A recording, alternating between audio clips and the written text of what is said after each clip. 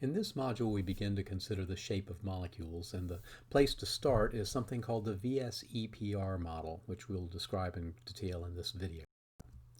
Our learning goals are to find the implications for these interactions between electrons that happen to be in bonds that are all attached to one common atom.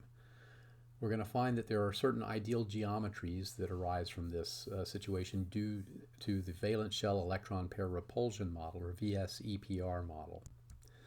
Electron interactions between bonding electrons involves mostly repulsive interactions. Remember that in a covalent sigma bond, we have electrons that are localized in between two nuclei. This is important because now if we have bonds that have a common atom, such as this, we now have electrons in each of those bonds, but those electrons inherently have a repulsive interaction with one another. So that has the tendency to push those bonds apart. They want to be as far from each other as they can be while they're still, of course, involving the same atom in the middle. So this is what is at the heart of the VSEPR model. So we're going to consider atoms that form several bonds to other atoms. So here's an example. And each bond has electrons. They all have repulsive interactions with every other bond. And we're also going to have repulsive interactions with pairs of electrons in a non-bonding orbital on that atom. So we're going to treat that the same as we treat the bonds. We're going to call each of these sets of electrons in a bond, or electrons that are there as non-bonding electrons, as electron clouds that are attached to the same atom. So this number of electron clouds is going to determine, if you will, the shape of the spatial distribution of the bonds around an atom. This is the essence of the valence shell electron pair repulsion model. So let's do these. We're going to do this systematically, 2, then 3, then 4 electron clouds around the central atom. So if an atom has 2 electron clouds attached to it, the way it can minimize the electrostatic repulsive forces between the electrons in those is to arrange them linearly. Okay? They're going to be the farthest apart when they're on the opposite sides of that atom. So it would look something like this if there are 2 sigma bonds, for example, attached to the central purple atom. We also could have an arrangement like this if there's 1 bond on that central atom and a pair of non-bonding electrons. All right, that's a little bit less easy to see if you're looking at the molecule from afar because you don't really see those non-bonding electrons, yet it can explain certain things about these shapes. So what are some examples? Beryllium chloride is a good example of a linear molecule. In this case, we have no non-bonding electrons on the central atom, so it doesn't influence the shape around beryllium, and the non-bonding electrons on the chlorines do not influence the shape either because they are attached to the outer atoms, not to the central atom.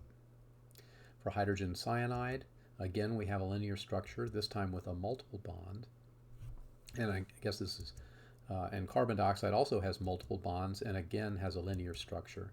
This is a good time to point out that multiple bonds only count as a single electron cloud in the case of this VSEPR model. So at this point we're only worried about sigma bonds.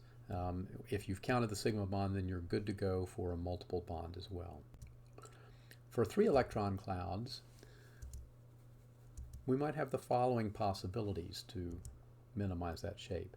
The minimum configuration is going to be if those 3 clouds are in a plane but separated by 120 degrees from one another. This is a shape that we call trigonal planar, and it's a very common shape in the molecules that we'll be looking at this semester.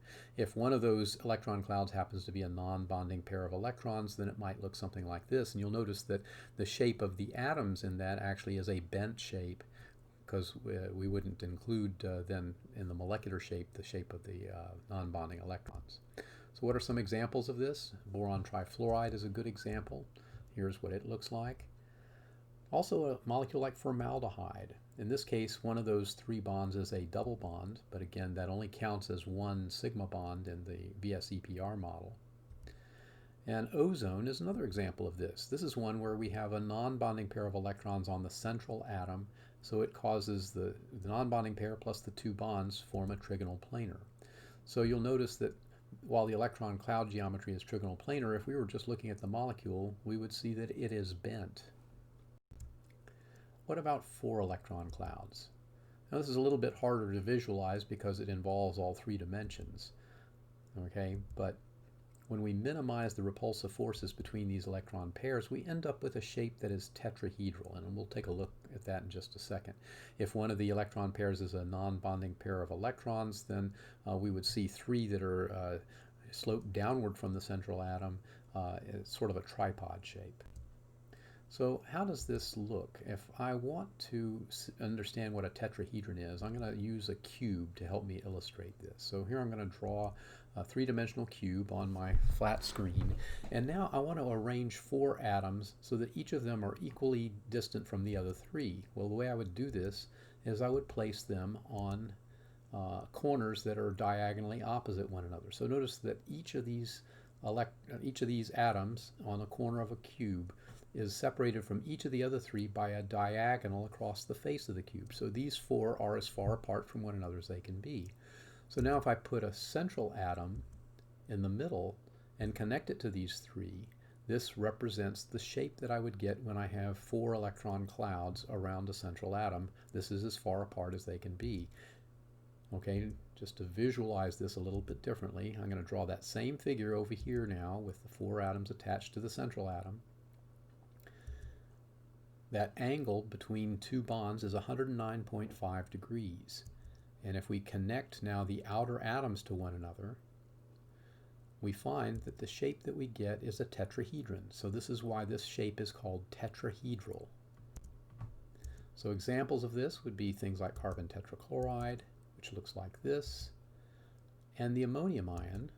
Okay, remember this is a case where nitrogen in the middle has 4 bonds, but it has a positive charge on it, so it doesn't have any non-bonding pairs of electrons, and it also is in the shape of a tetrahedron. So this has been a quick tour through the VSEPR model, but this gives us the shape of, or the arrangement of the bonds around any central atom, and even when we connect these atoms together, they will use these shapes around the central atom to display their different bonds and electron pairs.